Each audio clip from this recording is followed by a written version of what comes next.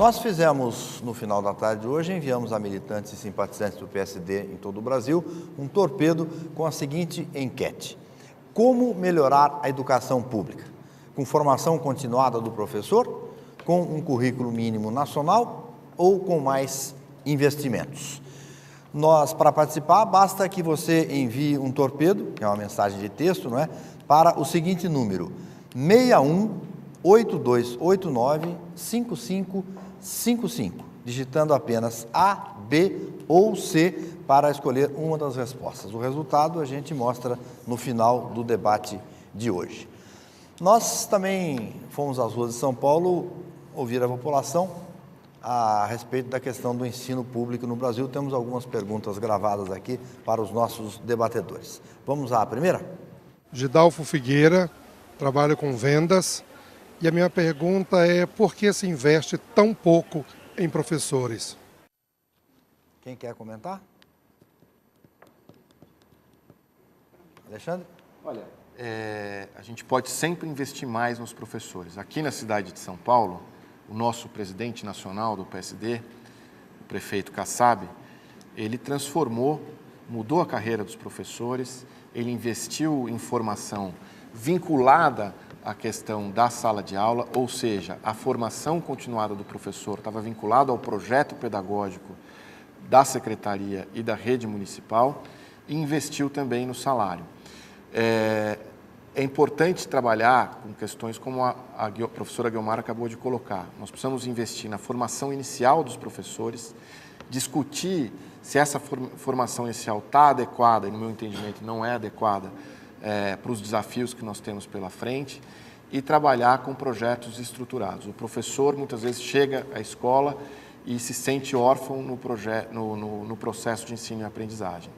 O PSD defende o professor como ponto central deste processo. E é por isso que, no nosso programa, nós vamos trabalhar esta questão como trabalhamos no município de São Paulo, investindo na formação dos professores, mas uma formação voltada para o trabalho em sala de aula, investindo no salário e investindo nas condições de trabalho desses profissionais. Doutor Rubens, quer comentar? Eu gostaria de... Boa noite a todos. Bem-vinda, professora Guiomar, Alexandre, doutor Guilherme, nosso presidente, o Rondino. Eu queria colocar uma questão que se complementa ao que foi falado pelo Alexandre e pela professora Guiomar. Nós sabemos que o Brasil, infelizmente, frequenta os últimos lugares nos rankings internacionais de educação. Mas isso se associa a um outro ponto, que quando você pergunta para a população quais são os principais problemas do país, é raríssimo que a educação ocupe as primeiras posições. E quando se faz pesquisas sobre a opinião que os pais têm sobre a educação de seus filhos, normalmente eles consideram essa educação boa, adequada ou até ótima. Talvez por causa da merenda escolar e do uniforme escolar que são distribuídos pela maioria das prefeituras. A minha pergunta é a seguinte: falta uma cultura de educação no Brasil, professora? Olha,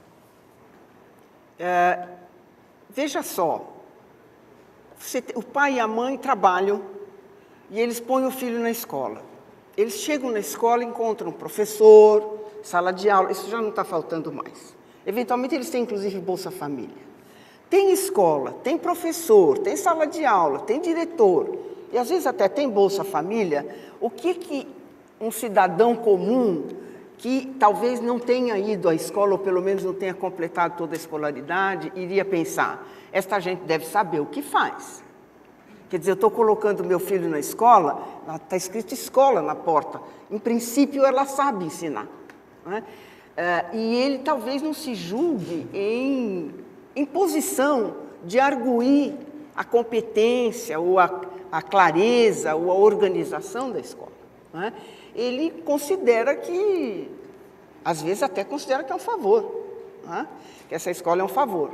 Por isso que a história de você pôr o imposto na nota seria importante, para ele saber que ele também paga por isso. Eu acho que o que falta é que a gente faça um trabalho de educação com os pais, não é? A gente fala tanto em educação de adultos, E, se não me engano, o pai das nossas crianças são adultos. Eu acho que eles deveriam ser chamados à escola não só para fazer cachorro-quente em festa junina, mas também para saber o que os filhos estão aprendendo, mostrar para eles quem é a professora e dizer para eles quais são as regras da escola, contar para eles que fazer lição é uma coisa importante, que eles precisam criar uma rotina. Eles estão muito empenhados na educação dos seus filhos. Quando você vê aquela mãe trabalhadora, faxineira, que sai de manhã puxando o menino pela mão e vai levar para a escola, para ela é muito mais difícil do que a mãe que tem motorista. Para a mãe pobre, pôr filho na escola, é duro. Para a mãe que tem motorista, é fácil. Né? Então, nós precisamos chamar essa mãe e dizer que nós estamos ali para ajudar ela a criar o seu filho. E não para cobrar dela que o filho dela não se comporta, etc, etc. Eu queria compartilhar aqui uma experiência que, ocupando a pasta do trabalho, né, nós fizemos uma avaliação dos cursos, daqueles cursos de formação rápida. E nós vimos aqui quanto de dinheiro nós jogamos nesses cursos e jogamos dinheiro fora. Né? Até porque nós vamos pegar uma massa de trabalhadores, principalmente os que têm dificuldade de arrumar emprego, que estão diretamente ligados à qualificação. Né? E quanto mais idade eles têm, menor a escolaridade. Né? Então, nós resolvemos investir num programa de formação, reforçando pontos do ensino fundamental, porque senão você dá aula e eles não entendem, simplesmente não entendem, ele não sabe fazer conta, ele não compreende, ele mal assina o nome, ele é um analfabeto funcional. Então, esta experiência nossa nos levou a um trabalho, o Guilmar, até junto com o Schneider, na prefeitura, e fizemos com várias prefeituras no interior, onde a secretaria investia nos cursos de qualificação, mas nós faríamos um trabalho mais expandido, que é chegar no EJA profissionalizante. Ou seja, esse pai desse aluno, que leva o aluno para a escola, ele poderia frequentar o EJA desde que ele tivesse a perspectiva de que aquilo seria a base para a sua profissionalização. Esse trabalho foi feito, nós já investimos em toda a parte de metodologia de transmissão, principalmente utilizando mais o visual, até porque você tem dificuldade na leitura, então você tem que captar pelo visual, né? Para que ele possa se interessar e começar a ler e entender aquilo que ele está lendo. Então, eu acho que seria um dos pontos de nós trabalharmos, seria exatamente essa volta à escola, trabalhando com esses pais, mas dando uma perspectiva efetiva de profissionalização. Você faz o reforço do ensino fundamental através do que nós chamamos no nosso tempo, você falou da admissão, meu tempo era a madureza, né? Então, que o EJA hoje é a madureza, e investir para que esses adultos, que têm inclusive filhos, né, possam ter, no final, um curso de profissionalização para melhorar as condições salariais dele no mercado de trabalho. Então, eu queria compartilhar com vocês essa experiência, não sei como é que ficou lá no Schneider, depois da sua saída, mas eu sei que no interior o pessoal está gostando muito. Eu acho que a grande questão que nós enfrentamos no EJA, e a proposta foi uma proposta muito importante, foi que é um curso em que no momento que o mercado de trabalho está aquecido, você perde os alunos. Era um curso que tinha pouca atratividade para os alunos.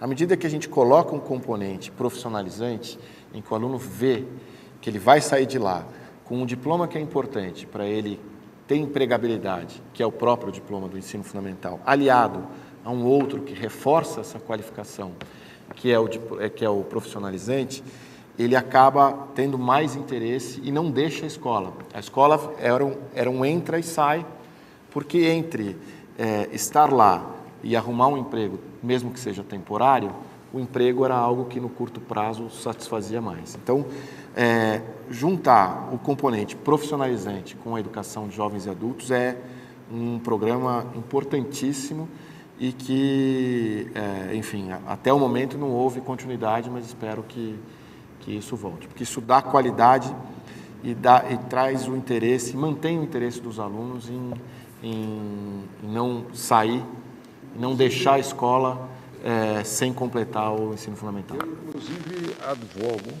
né, um reforço, se por acaso ele está no Bolsa Família, né, ele dobrar a verba do Bolsa Família enquanto ele estiver cursando o EJA, né?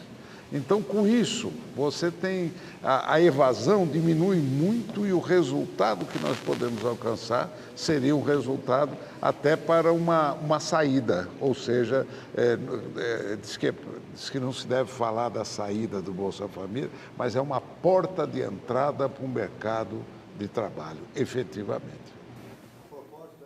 Doutor Guilherme, nós temos uma pergunta que veio do Roberto Pacheco, veio pela internet. A pergunta dele é a seguinte: qual medida deve ser tomada para reduzir a taxa de abstenção, de ausência nas escolas públicas? Quem quer responder? Do aluno. Taxa de evasão escolar. Ele se refere à evasão escolar. Veja, as soluções são, às vezes, até meio opostas, né? Então, o que você tem no Brasil é o seguinte: você tem uma escola de ensino médio depauperada. O ensino médio nunca teve financiamento, não vamos esquecer disso. Antes do Fundef, o ensino médio só tinha dinheiro que sobrava da cota do salário e educação do ensino fundamental. Ele era meio um passageiro clandestino, porque assim, o professor de língua portuguesa que dá aula no ensino fundamental também dava no ensino médio. Então ele recebia uma quantidade de aula, uma parte ele tinha dado no ensino médio, e ele recebia com a cota estadual do salário e educação, que em princípio era só para o ensino fundamental. Então era uma coisa muito confusa no caso do ensino médio. Uma escola que se deteriorou, que é noturna, não é? E que não é noturna só porque o pessoal precisa trabalhar, é noturna porque às vezes não tem vaga no diurno, não é? E, obviamente, tem este currículo enciclopédico que o Alexandre falou, é uma noção, a física que a gente dá no ensino médio é ainda uma física, sei lá, do Galileu, no máximo não se chega nas questões mais importantes. Não tem professor preparado. O Brasil não tem professor de matemática, de física, de química, de biologia ainda tem um pouco mais, e de geografia, por incrível que pareça. Nós temos falta de especialistas nessas áreas. Muitas vezes quem dá física ou química não é um especialista na área. O currículo organizado por área foi uma tentativa até de, em parte, resolver isso. Então, quer dizer, é uma série de problemas. Que acontece quando? Acontece na hora em que do desenvolvimento humano mais complicado, que é a hora que você está descobrindo quem é você, qual é o seu sexo, qual é a sua cor, qual é, assim, terminando de construir sua identidade. Os hormônios estão muito bagunçados nessa fase da adolescência, ou seja, nós temos, quase que uma bomba de efeito retardado. Todos esses fatores juntos, né? Uma escola chata, de noite, o indivíduo que trabalha está cansado, ele está numa fase difícil, o currículo não ajuda, não tem professor. É um milagre que os alunos de ensino médio sobrevivam. Eu considero isso um milagre. Eu gostaria de lembrar que nós, como temos feito aqui nos 7 debates anteriores, nós vamos sortear, ao final desse debate, um exemplar do livro Em Busca da Melhor Cidade, Análises, Ideias e Soluções para os Municípios do Brasil, que é editado pelo Espaço Democrático e será sorteado entre aqueles que estão enviando perguntas para o pessoal daqui da mesa. Contém artigos de vários autores a respeito dos caminhos para melhorar a vida nas cidades. Eu quero agradecer também a participação dos que têm enviado comentários aqui para o debate, que é o caso da professora Silvia Deus. Ela é lá de Goiás e ela faz uma sugestão bem humorada aí para melhorar a situação dos professores. Ela pergunta o seguinte: que tal indexar o nosso salário ao salário dos deputados? O Damásio Ferreira, que participou pelo Facebook, afirma o seguinte, aspas, o exemplo ainda é a melhor forma de educar, fecha aspas. Já o professor Ricardo Antônio, de Caxias do Sul, diz que os jovens participarão mais do aprendizado se puderem colocar em prática o que eles aprenderam em aula. Alguém quer fazer alguma observação sobre os comentários? Eu quero fazer uma pergunta. E vou dirigi-la à professora Guiomar. E aí nós estamos falando muito de juventude, melhoria de condições de ensino, e hoje nós estamos assistindo uma inclusão digital muito rápida nas novas gerações. É impressionante isso que está acontecendo. Eu acho que o ensino fundamental já está recebendo esses inputs e não adianta falar que é de uma elite, não. As lan houses estão aí esparramadas para mostrar a velocidade com que essas novas gerações aderem a essas ferramentas. E uma das grandes dificuldades da escola é exatamente quando ele chega na escola, a escola está um pouco defasada com respeito a este processo, e aí nós temos até alguma dificuldade de fazer a inclusão digital dos professores, prepará-los para este novo ciclo. Aqui no estado de São Paulo, o governador Geraldo Alckmin determinou, junto à Secretaria da Educação, e eles estão promovendo um profundo estudo no sentido do conceito da aula digital. Preparar as escolas para este novo ciclo. Eu gostaria de saber a sua opinião a respeito desse processo, até porque isso passa diretamente pelo investimento na formação dos professores e que eu acredito que isso possa ser até um critério para o pagamento da produtividade, que hoje se tem grande dificuldade de medir a produtividade do professor, em termos de pagar um incentivo exatamente para aqueles que dominem, né, essa forma de transmissão que eu acredito possa melhorar, inclusive, a forma de se ensinar. A sua opinião é muito importante para nós. Olha, eu sou uma entusiasta da tecnologia no uso e acredito que a tecnologia pode viabilizar, por exemplo, a democratização do conhecimento, uma série de coisas. Mas eu não posso deixar como educadora de registrar que se o professor não dominar o conteúdo, não há tecnologia que dê conta do problema, não é? Educar é ensinar, é dominar um conteúdo, dominar um modo de transmitir esse conteúdo e, sobretudo, dominar esta arte de saber manter um vínculo com o aluno. Quer dizer, o vínculo com o adulto na criança, com o adolescente na escola, é fundamental para a aprendizagem. Sem este vínculo fica difícil. Não sou dessas que acham que a tecnologia vai substituir o afeto, absolutamente. Acho que isso é tudo preconceito. Mas a gente não pode esquecer que essas três coisas, ensinar, saber o que ensinar, como ensinar e saber como administrar o vínculo dele, né, que é um vínculo especial. Você não pode ter com um aluno um vínculo de filho, porque isso só dá problema. A gente ensinar o filho da gente só dá problema. A gente tem que ter um vínculo um afeto muito determinado, né? E esse vínculo não é fácil. Precisa ter muito equilíbrio, precisa ser uma pessoa que gosta de fazer isto, né? Se eu colocar a tecnologia nesse contexto, eu acho que ela potencializa tudo o que é possível alcançar. Mas considerando, você tem, por exemplo, num país onde os nossos professores ainda têm problema de letramento. Infelizmente, pode não ser a realidade de São Paulo, mas falando para a questão nacional, como é o caso, inclusive, dessa transmissão, quer dizer, nós sabemos que o Brasil tem professores com problema de letramento. E ele tem problema de letramento por quê?